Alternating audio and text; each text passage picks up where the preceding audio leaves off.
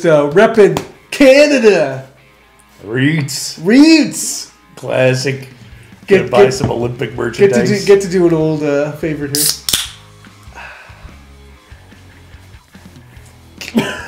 Son of a... Spilling all over his shirt. This guy is a hot mess. Well, thank you for recognizing that I'm hot.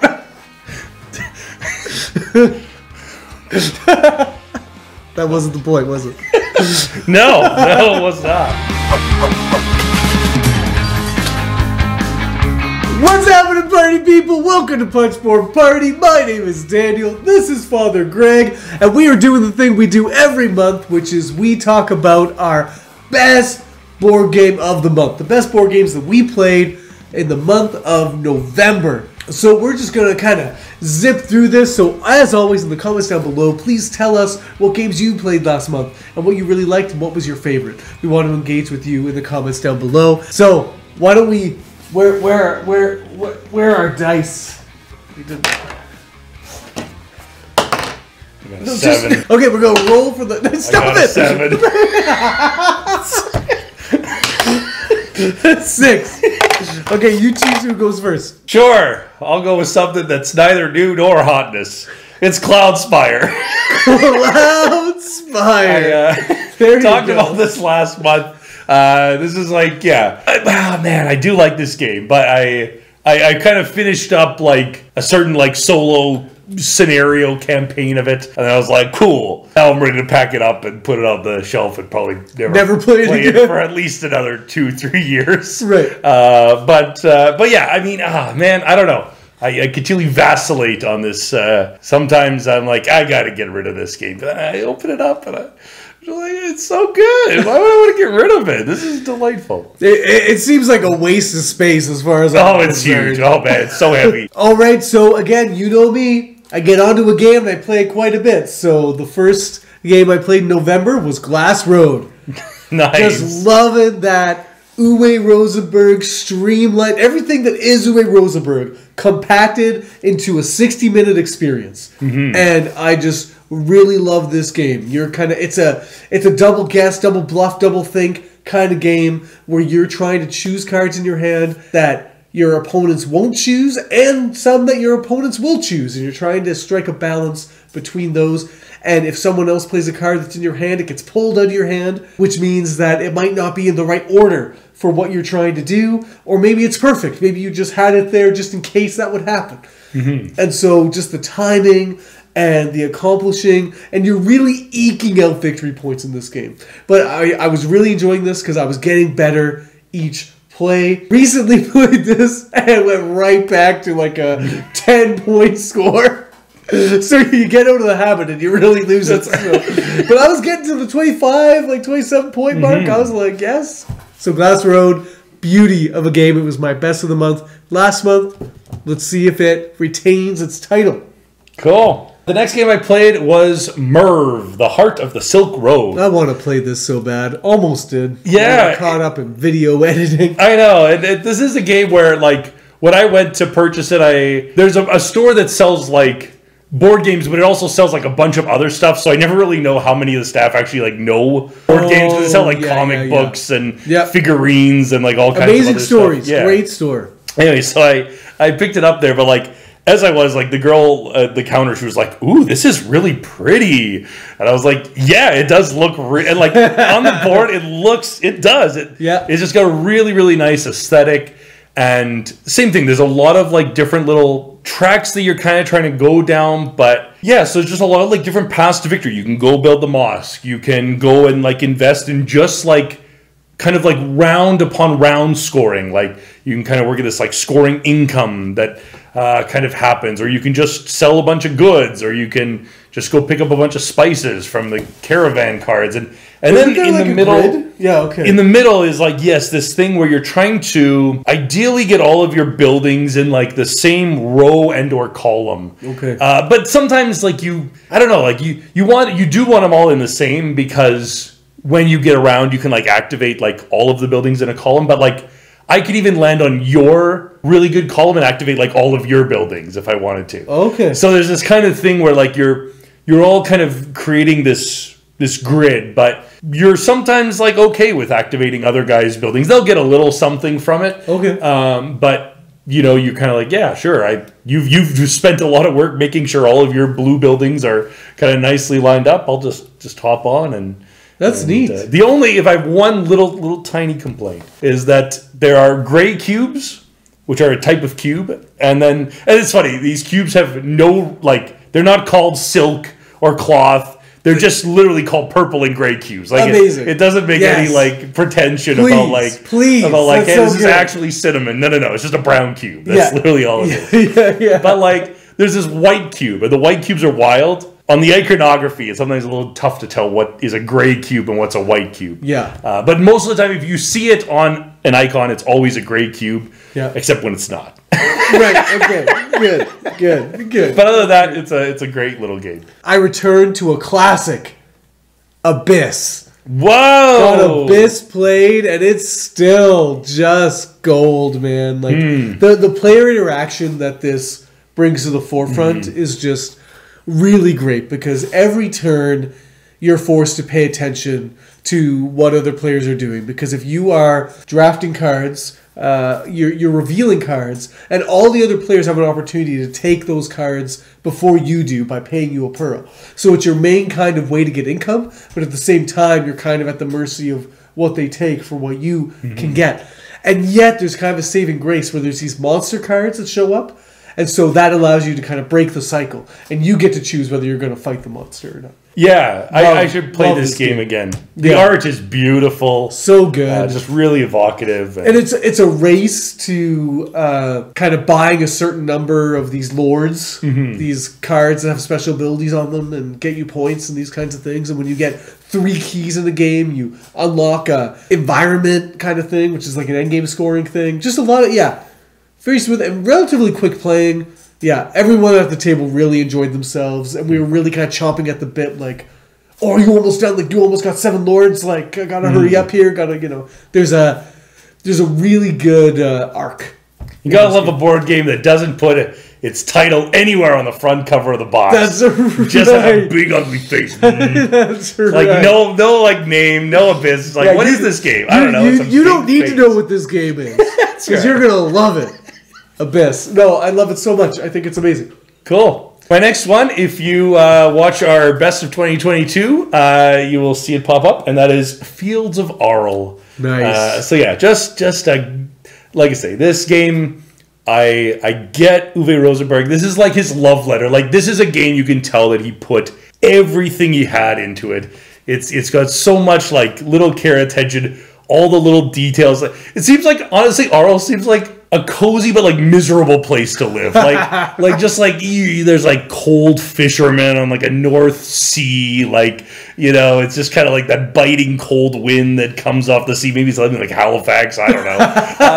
But also like the town that's like just so like warm and it's just like agricultural and you know, I don't know. I've never met Uwe Rosenberg. I don't know who he is. I know nothing about the actual man. But like, I don't know, I just picture this guy, like, who just, like, sits on his porch looking out onto, like, the northern sea and just, like, flipping some cards and just, like, kind of, like, enjoys, like... Scribbling down ideas for his next... Just enjoys this, like, solitude and just, like, enjoys, like... Like, he's a guy who loves his town. Like, nobody has ever made a board game about their hometown like Uwe Rosenberg has. Yeah, I should make a game called The Fields of Lower Sackville. That's right, exactly. And then next we played The King is Dead. Oh man, The King is Dead is so good. It really just like comes to life. You know, you have your 8 cards, and in the advanced version of the game, 3 of your cards are going to be different from the other player's cards. And then there's going to be shared cards that are the same. But basically these cards manipulate the different armies on the board. There's the English, the Scottish, and the Welsh. Yeah. Yeah, the English, the Scottish, and the Welsh. And you're kind of putting your bets on who's going to win the most conflicts. And, like, you know which regions are going to be sort of contested in which order.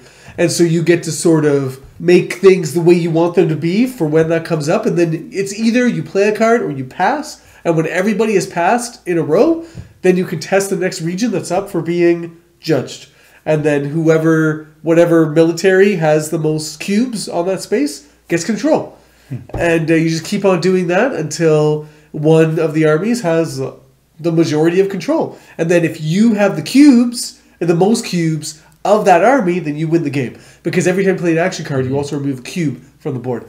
And so it's this like really crazy tug of war. Again, just a game where you do very little, but a lot. A lot with a little. You know, by playing 8 cards in a game, you're doing so much. Well, the other game that I played, we had kind of a conference where all the priests of the diocese got together. And so some guys that like love board games, but some guys that had a guy who like never played any board games. Okay. And came over, Father Santos. Okay. And sat him down. Now he's hooked.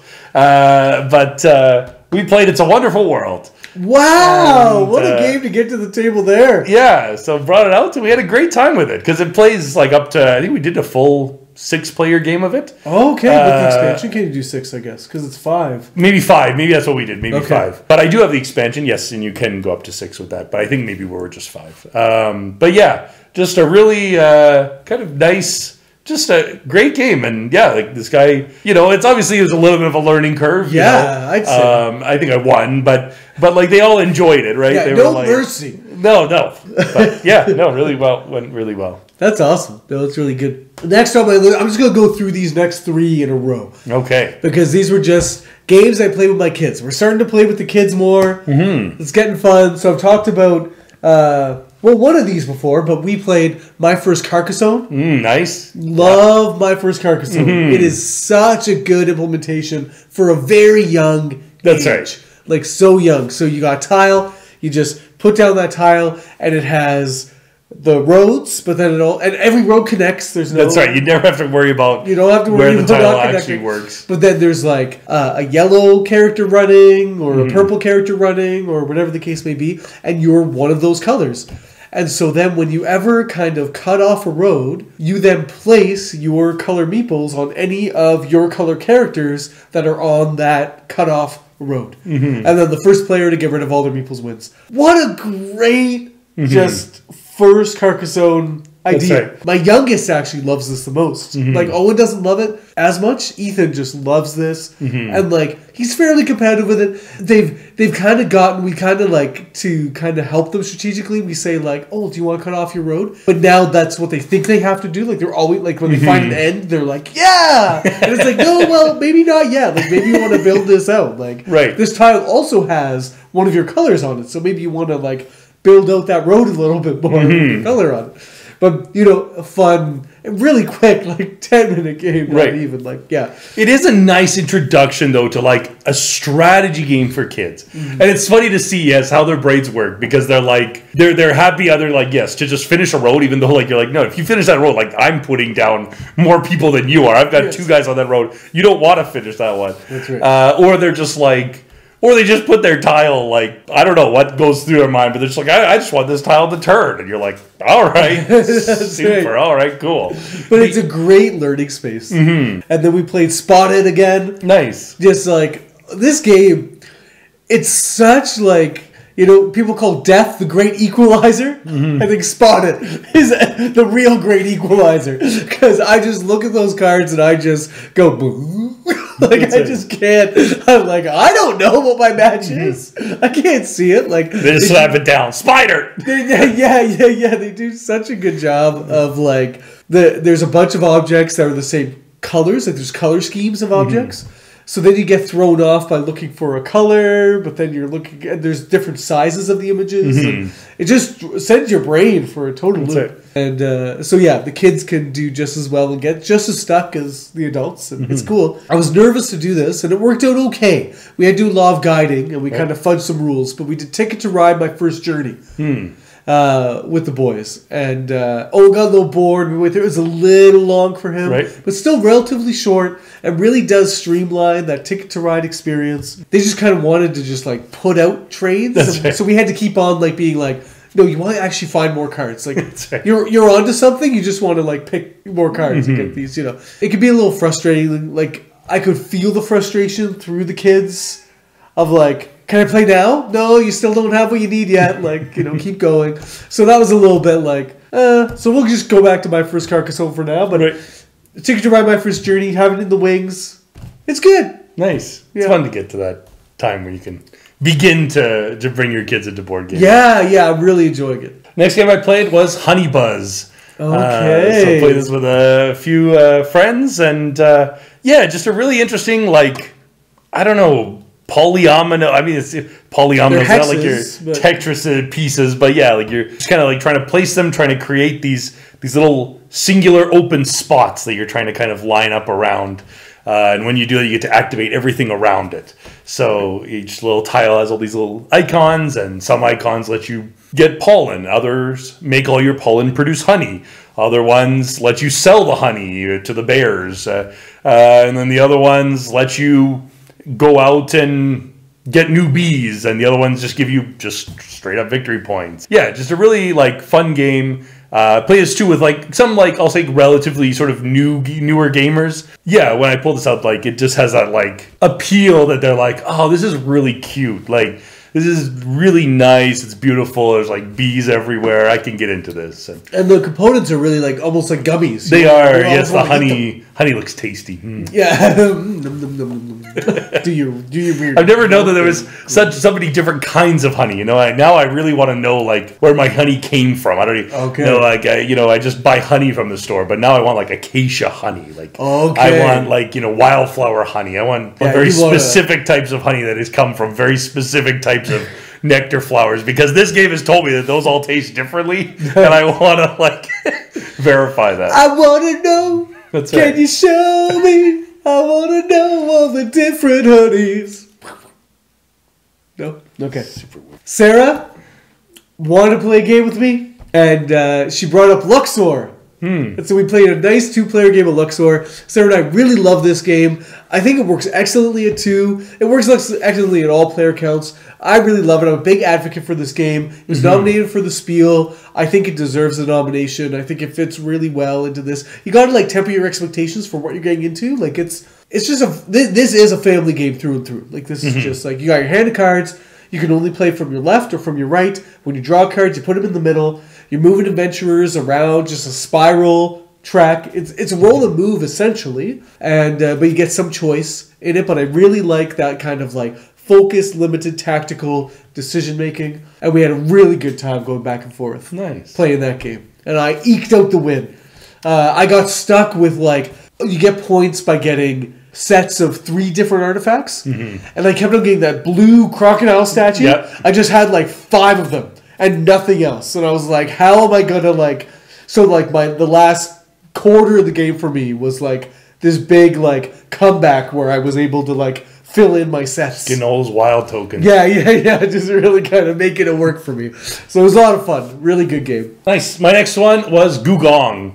Hey man, you've been loving this. Oh yeah, I mean this is like I mean if it's going to be at the top of your top games of like that you are at the top, like you have to bring it to the table, probably at least once every 5 years, and so this was that objective, just to like I went through like putting Village to the table. I brought out Concordia maybe I think sometime this year, right? And then I was like I got to bring out Gugong as well, and it's just I played it for the first time actually with the Panjun expansion. Okay, it works out really really nicely. Sweet. A really solid game. That's awesome. Yeah, so next for me, this is a big box. This is a beefy game.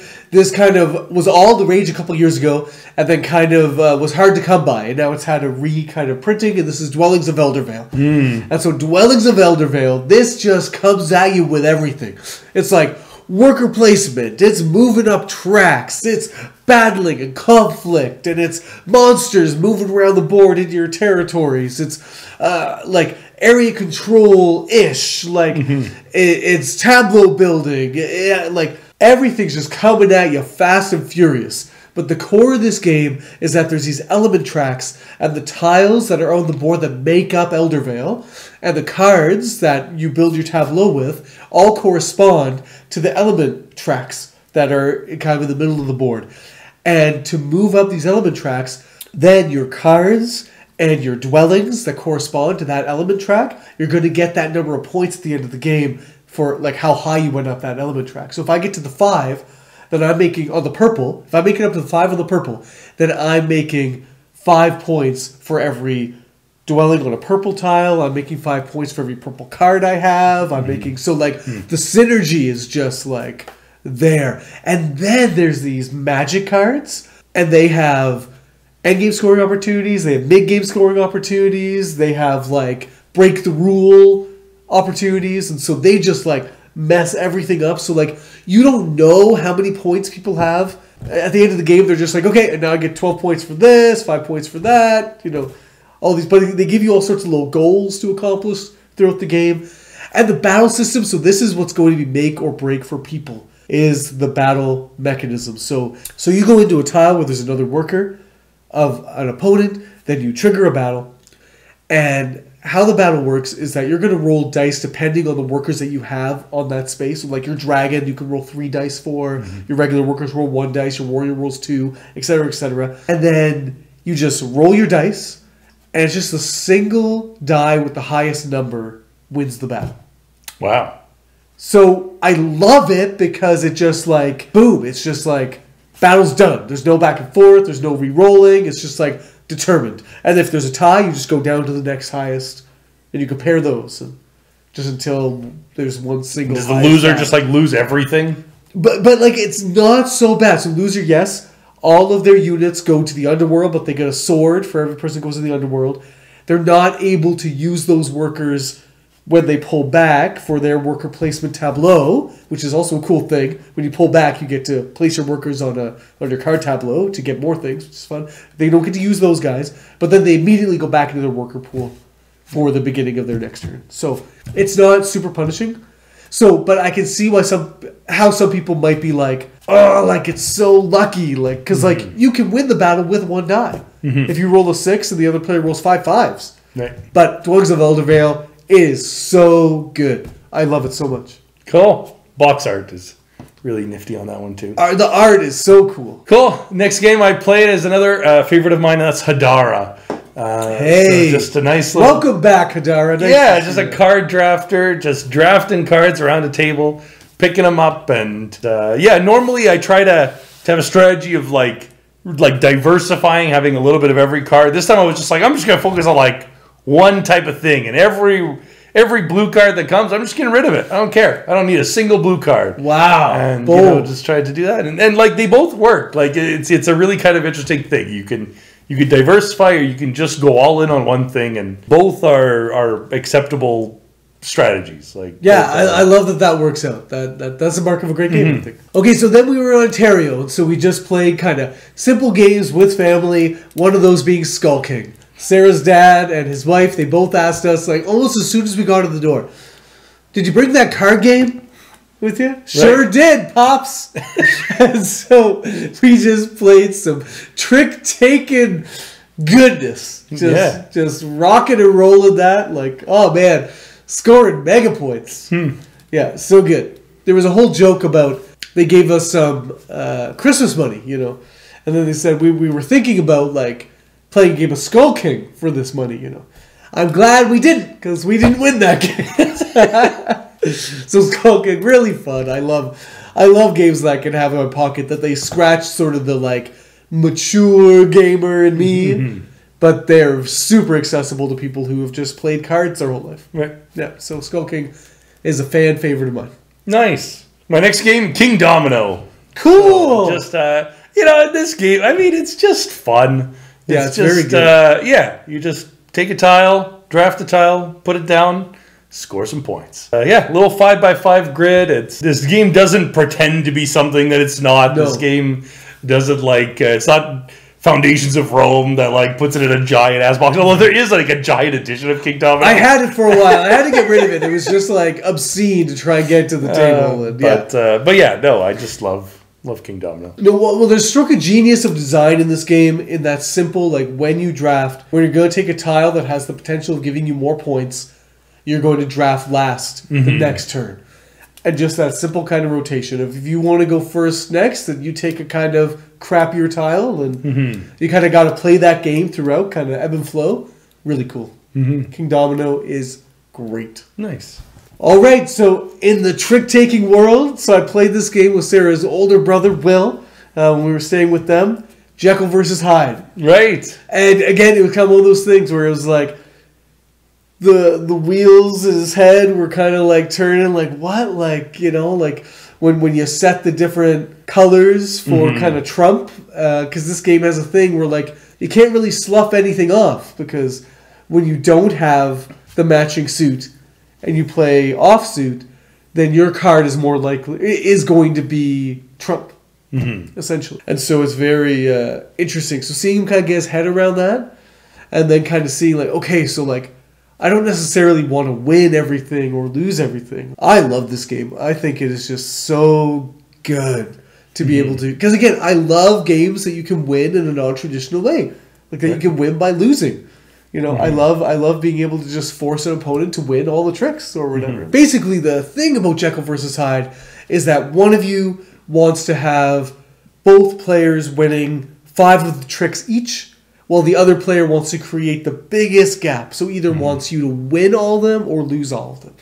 Whoo, man, love that. Nice. It is a cool game. But you and Sarah keep throwing it under the bus, being like, I like Fox in the Forest better. And I'm I like, do, but Jekyll versus Hyde is a really interesting idea. You know, sometimes when you play a game, sometimes you need a game that's not great. You know, sometimes you just need a game that kind of helps you to see how other games are great, you know, because they're not that.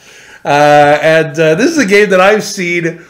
I never expected anything from this game, to be perfectly fair. I saw it in the stores and never bought it, and went over to a friend's house and Marion Dallas, and they brought it out. This game is Surplus of Popes. what?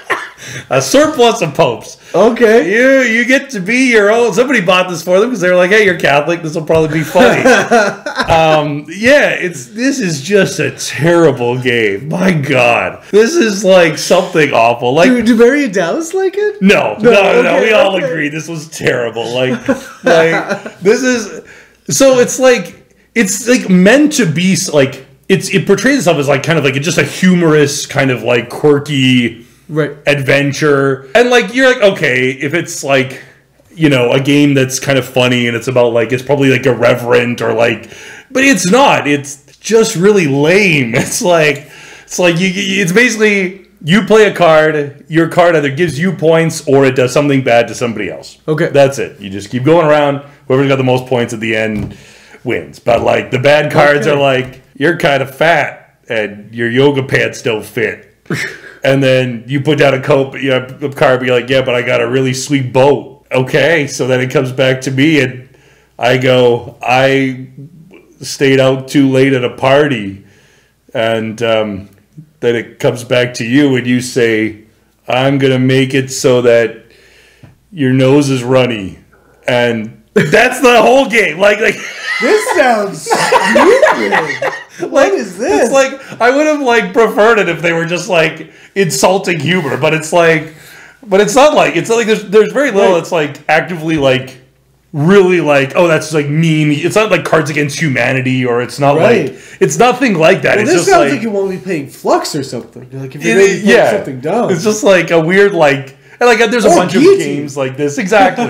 No, exactly. Like this is like, but Guillotine has like a nice theme. Anyways, yeah, Surplus of Popes. So we had a church board game night, and there was a bit of a snowstorm in the area. So you didn't make it out over the weekend. The show must go on. And so with a few less people than normal, we still had a great game night. And this time, because there were a few less people, there were still quite a few, but I was able to like sit down a couple of times and play a couple of things. So I played a game of Sushi Go. I haven't played Sushi Go for years. For years. Wow, it's been that long. And like, this is just a nice little card game. That's so nice. This is just, like very simple, not a lot to it. Like again, now there's like Sushi Go Party and things, so there's more cards to kind of play with and things. But this was base Sushi Go.